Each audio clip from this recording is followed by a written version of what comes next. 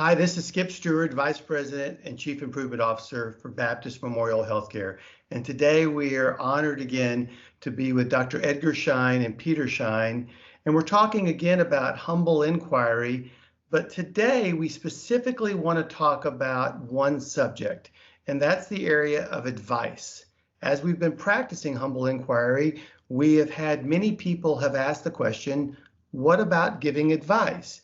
And I thought that was interesting that that came up so often because many times I get phone calls and emails asking, will I give advice?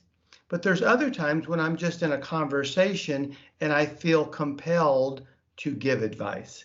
So what about giving advice and humble inquiry? Let me start with you, Ed, and see what your thoughts are. Well, it turns out that giving and accepting advice is sociologically a very complicated relationship for this reason, that if I need advice, I'm operating in a culture in which the norm is you know enough to do your own stuff. You're on top of your job. So the very fact that someone would call you and ask you for advice is putting themselves momentarily into a one-down position, because in some way they have to admit that they need something, and in the process of choosing you to give them that advice, they are empowering you. And boy, does that feel good. Someone actually needs my advice. So the trap is to give it, because what I've experienced over and over and over again, the thing that occurs to me is 9 times out of 10 what they've already thought of, they've already tried it, it didn't work, and now they've got you. Now, not only have they discovered that they're smarter than they thought they were, and that you're dumber than they thought you were, and they've equated the relationship, but the point was missed. And so the no help was given. You've just ended up feeling foolish, and they feel, you know, something didn't work right here because I got something stupid from this other person. So the way out of that trap is for the person who's being asked for the advice. We'll talk later about the spontaneous giving of it. But just talking about when you're being asked is to say, tell me a little bit more. Play dumb, because you don't know exactly what their situation is. We don't know why they're asking you. So any number of humble inquiry type questions would enable you to do two things. By giving them the floor back and saying, tell me more, that makes them feel a little more important in the relationship. They're not going to feel as much one down. And you will discover, you could even ask, well, what have you tried? Or what have you thought of so far? But protect yourself and enable them to be important. And in that process, you will learn what they really need, because they may really need your advice, but you may not know what it is until you've explored it a little bit with them. So that's the main trap of not being immediately responsive when someone asks you for advice. Be cautious, ask questions, be humble, find out what they need.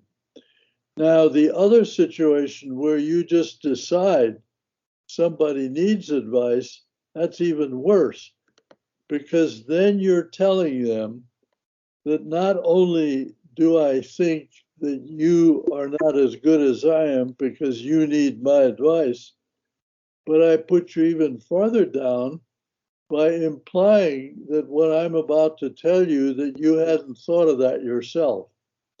And how often have you gratuitously told somebody something and they smirkily say to you, yeah, Skip, great, but I thought of that, didn't work. Now you really feel foolish. So avoid those two traps is one way I think about this. And Skip, I'll take from there the maybe the observation that question, will you give me some advice, is itself not a humble inquiry question. That is a leading question, right? I have something in mind, and I want the person I'm asking, will they give me advice, to participate in this specific journey that I'm on. So as the person who's asked, maybe you should be saying, do you have a problem you want to talk about? Or to Ed said, tell me more. Because to Ed's point about you're falling into that trap, that question, will you give me some advice, is in itself a tell. And that's what we're trying to get past. And maybe this idea too, that the reason that we're comfortable saying, hey, will you give me some advice, is because we're trying to avoid putting ourselves one down. We're not trying to say, I have a problem, I'm stuck, I need some help. That's hard to do. It's hard to say, hey, I'm stuck, I need some help. So give me some advice is a safer way of saying that. But again, the person responding to that question, will you give me some advice, then needs to be careful to not fall into that trap. It's I love the way Ed in some of his earlier books and has sort of put this into the social economy. And everybody should read the Adam Grant Give and Take book too, because it talks a lot about this, this sort of, and maybe the last point there is that, advice in a way keeps you in a transactional mode. If you reframe it as the context is I have a situation that I need some help with, advice makes it transactional.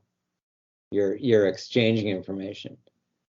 I'm stuck, I need some help is a personal appeal, and we would argue you'll end up with a better result with a personal appeal. So one question might be, I know Ed wrote a book called Helping, and in that book is when humble inquiry was somewhat first introduced and then got expanded on. And if I want to be helpful, what questions might I ask myself before I give advice, if I truly want to be helpful? I think the most important question I have to ask myself is, do I want to be helpful, or am I impatiently just listening because on the phone somebody called me up and they want some advice, and okay, I'll get through this quickly because I'm really interested in doing something else. I think it's terribly important at that moment to ask yourself, am I prepared? Am I listening? Am I able to pay attention to what this other person needs? Or am I just transactionally trying to get through a quick conversation? And this applies particularly with doctors, nurses, lawyers, and other people who are officially in helping roles. Because one of the ways they fall into the trap is they see themselves as always helpful. And therefore, by definition, everything I do is going to be helpful.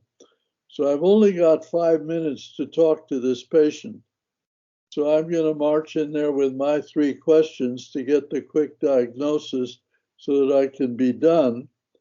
And I believe that to be helpful because I think transactionally I'm always doing that. More and more doctors and nurses are now beginning to realize that the patient will get scared if they're asked a checklist diagnostic question and they may give the wrong answer. And that if the doctor says before he or she walks into that patient room, now says to herself, now remember, you're trying to figure out what's really going on here. Don't march in with, are you better today? The patient, yeah, doc, I'm fine. Okay, check it off and off you go. You failed. You haven't been helpful. You haven't found out whether help was even needed. So I think I had a very successful session with a group of lawyers in an insurance company because they discovered that the lawyers were so programmed to give a certain type of help that they mostly never found out what the client's actual needs were, insurance-wise or financially.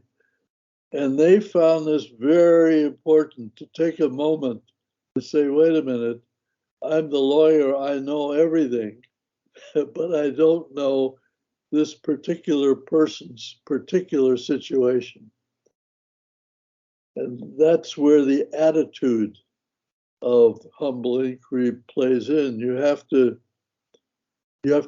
be in that attitude to ask the humble inquiry questions, and then you'll find out whether the person is just baiting you just to see whether you've got an answer, or whether they're just testing you to see what you'll say, all of which is very important if you're going to really be helpful.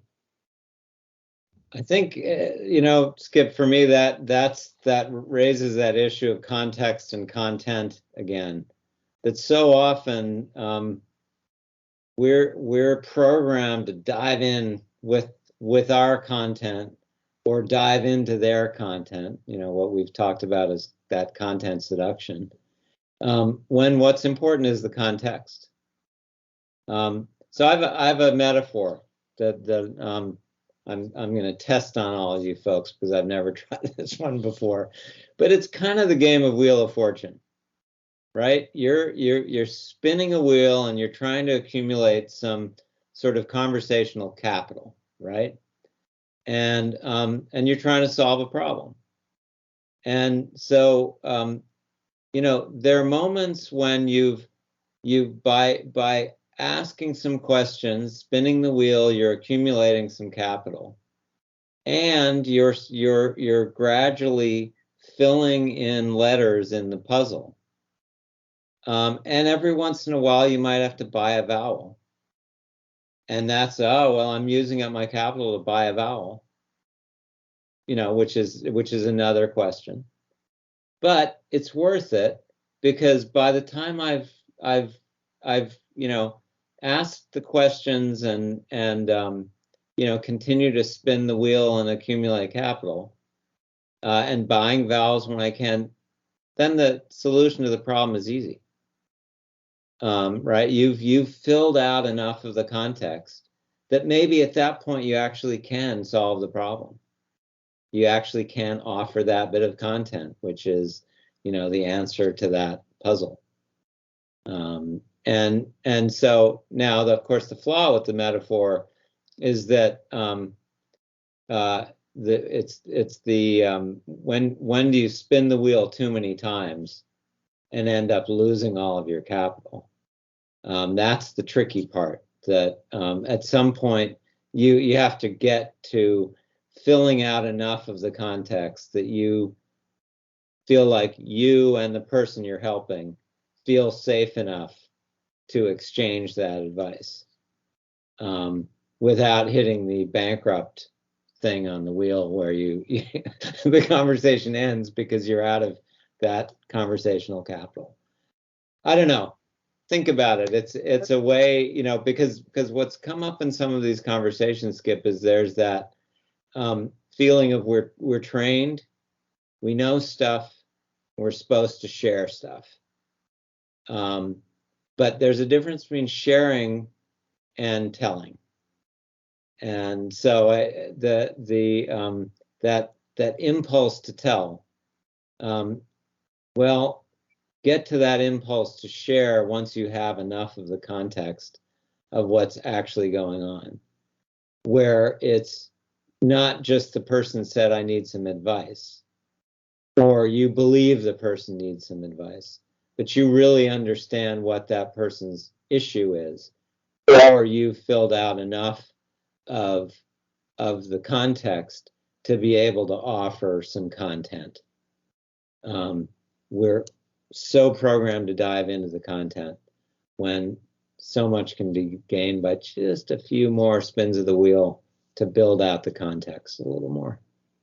Well, I'd like to pick that up because I like parts of that metaphor very much with a story. The question really is, does the Wheel of Fortune have all the quantities of capital that I need?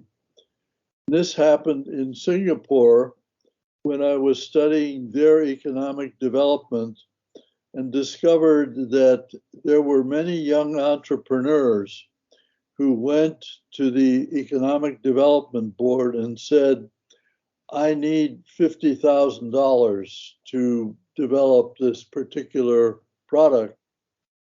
And the Economic Development Board said, sorry, we can't help you. We don't have any mechanism for giving away anything less than $100,000.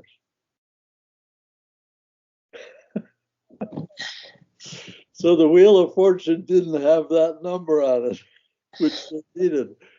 And how often does that happen? That what the person really needs, you realize, hey, I'm the wrong person. I don't know the answer to your problem. And doctors probably have an unbelievably hard time admitting, but they do. I've had doctors say to me, I don't know what's wrong with you. What an act of gratitude in a way to the relationship that they're able to be open in that way. And that makes the patient feel more respect for the doctor socially, even though it may be discouraging technically. So this social economics is very important stuff.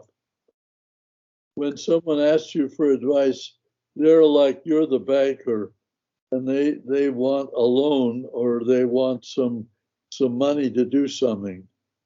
And you do have to ask yourself, a number of questions. Are they deserving? Are you ready to give it to them? Do you know enough? Which in the social economics become important questions. Well, one final comment on that maybe is, as I sit there and listen to y'all share your thoughts, what comes to my mind also is it always helpful to the individual if we truly believe in leadership development and we want people to develop?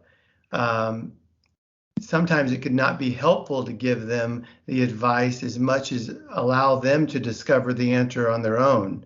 Does that make sense? And what is your response to that? Yeah, Skip. I mean, there must be 10 times a day when I think about the world through that lens of the Christian parable about, am I giving somebody a fish or am I teaching them how to fish? That if we can just keep asking ourselves, how can I teach this person to fish? Not how can I give them a fish? It's such a strong metaphor, I think, for particularly in the medical profession. Yeah. And instead of saying, here's your loan, sends you to a very good financial analyst who helps you figure out what your finances are. Because maybe what you wanted that loan for was exactly the wrong thing. Well, Ed and Peter, thank you so much for this time. Thank you for reflecting and thinking about this subject of humble inquiry and giving advice. And until our next question, just thank you so much. I appreciate you both greatly, my friends. Thank you.